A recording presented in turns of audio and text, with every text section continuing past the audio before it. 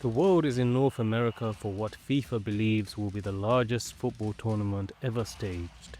Not just because of the number of teams, not just because of the number of matches, but because of the sheer scale of what is being attempted. 48 nations, 104 matches, 3 host countries, 16 cities spread across an entire continent, and hundreds of millions of fans watching from around the world. The 2026 FIFA World Cup is not simply expanding, it is transforming the way major sporting events are organized.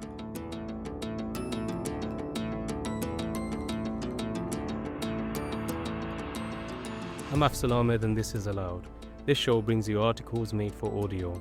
In this episode, we've adapted the piece, United 2026, Why This Will Be FIFA's Biggest and Most Global World Cup, by Danielle Morale Rubalcaba, published on TRT World on May the 19th, 2026. The 2026 tournament will feature 48 teams, the largest field in World Cup history.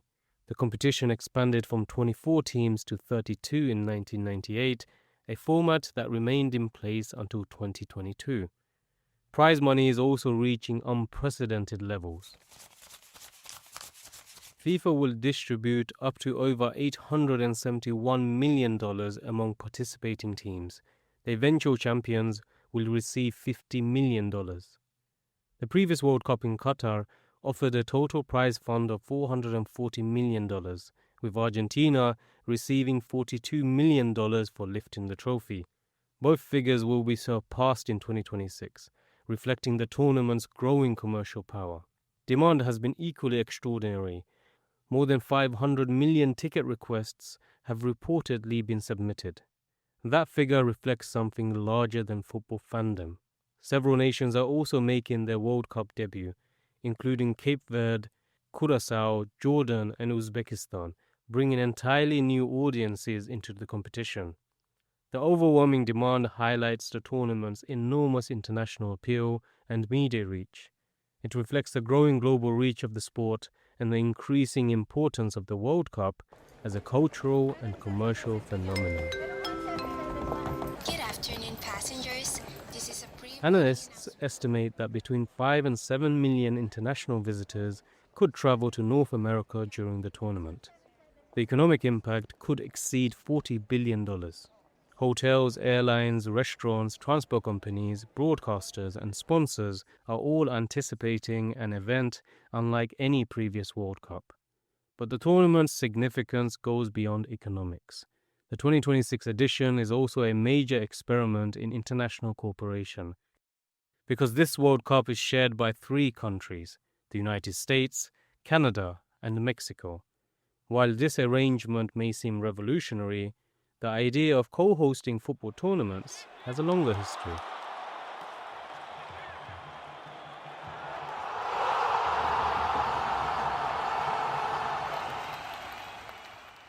The first major example emerged in Europe.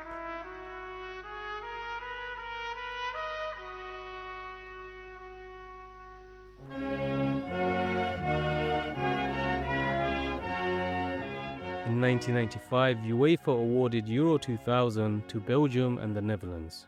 It was the first time a major football championship would be staged across multiple countries. The decision made practical sense. Sharing costs reduced pressure on infrastructure investments. Responsibilities could be divided, economic benefits could be shared. But there was also a symbolic dimension. The tournament slogan was "Football Without Borders," reflecting a broader vision of European cooperation. Over the years, the model became increasingly common.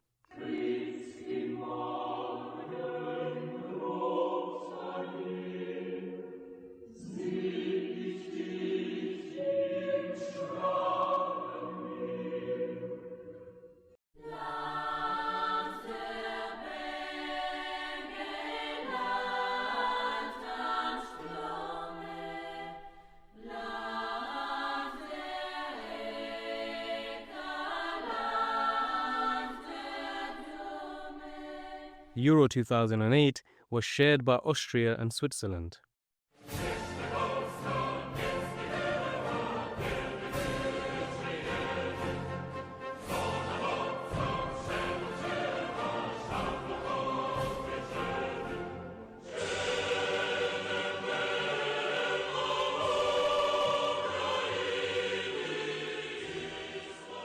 Euro 2012 by Poland and Ukraine.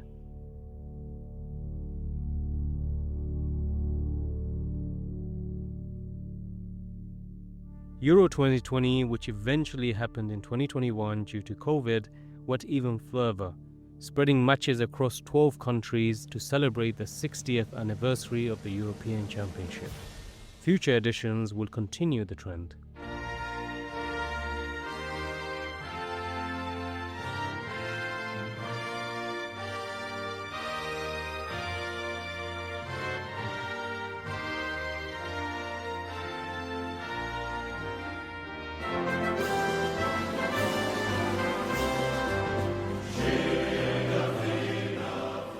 The United Kingdom and Ireland will host Euro 2028.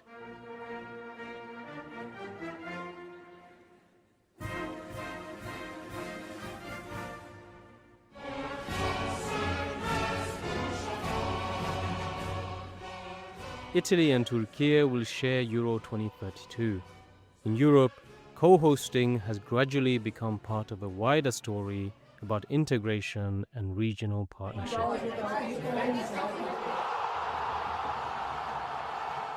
The World Cup has followed a different path. Until now, only one Men's World Cup has been jointly hosted.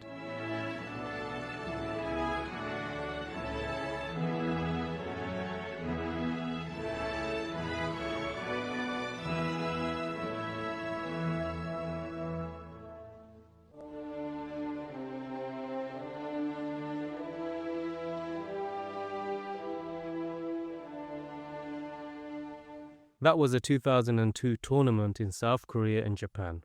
The partnership was historic, but it was also complicated. The two countries originally competed against one another for hosting rights. Eventually, they merged their bids to strengthen their chances against rival candidates. Even after winning, disagreements remained. Questions over tournament branding, scheduling, and prestige became matters of diplomatic sensitivity.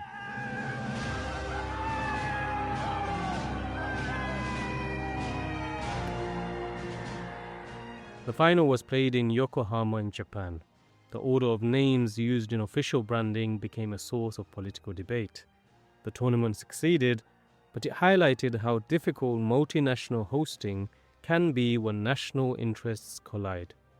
The 2026 World Cup appears to sit somewhere between these two models. It carries a message of regional unity similar to Europe's shared tournaments. Yet each host nation also has its own strategic objectives. But unlike Korea and Japan, who merged their competing bids out of necessity, the three North American nations built their partnership around a shared identity from the start. That spirit is visible even in what was a bid name in the beginning, United 2026, a single word meant to signal not just cooperation, but a deliberate regional vision.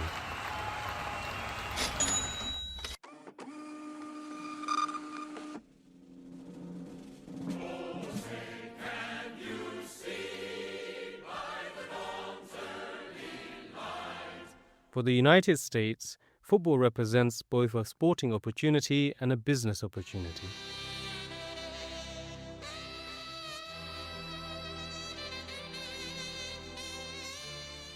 The story dates back to the 1994 World Cup. That tournament attracted more than 3.5 million spectators, a record at that time. It also helped launch Major League Soccer known as MLS in 1996.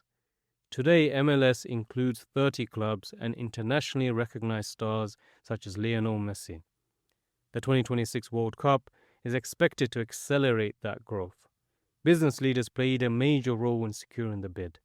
Among them was Bob Kraft, owner of the New England Patriots, who contributed expertise in sports marketing and event management. For the United States, success is measured not only in attendance figures, but also in football's long-term commercial future. The goal is to strengthen the country's position as one of the world's most important football markets.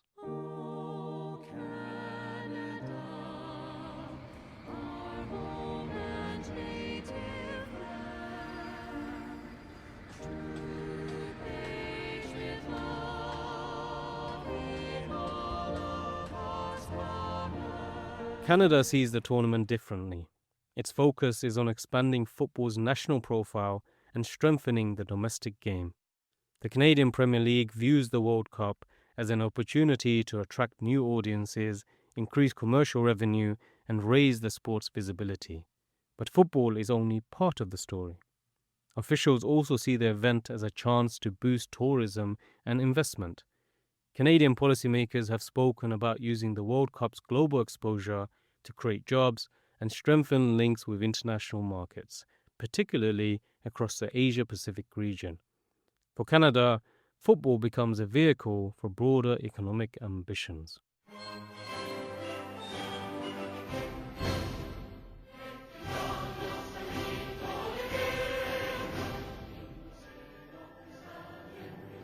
Mexico's relationship with the World Cup is rooted in history. The 2026 tournament will make Mexico the first nation ever to host a men's World Cup 3 times. The country previously welcomed the tournament in 1970 and 1986. Both editions occupy a special place in football history.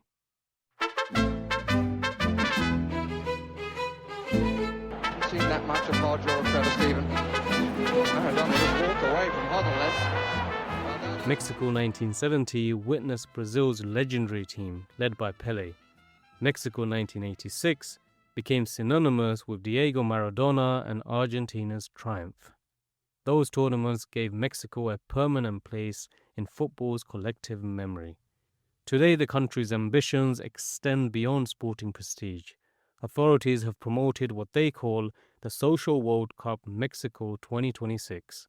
The initiative includes thousands of cultural, sporting, and community events designed to spread the benefits of the tournament beyond stadium walls. The objective is to use football as a tool for social inclusion, community engagement, and public participation.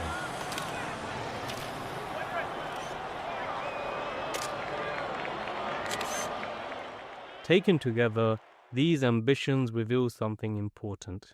The United States wants to strengthen football as a major commercial industry. Canada wants to expand the sport's economic and cultural influence. Mexico wants to reinforce its historical legacy while creating social impact. Different goals, different priorities, yet all connected through a single tournament. That may ultimately become the defining feature of the 2026 World Cup. It is not simply a football competition shared across borders. It is a demonstration of how major sporting events are evolving.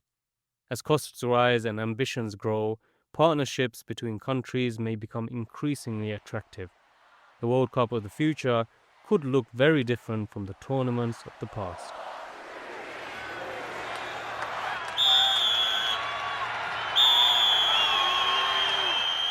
And when historians look back on 2026, they may see more than record attendance, record prize money, or record number of teams. They may see a turning point, a tournament that tested a new model for organizing, promoting, and benefiting from global sporting events. Whether that model becomes a standard for future World Cups remains to be seen, but for now, the world's biggest game hosts its biggest stage yet.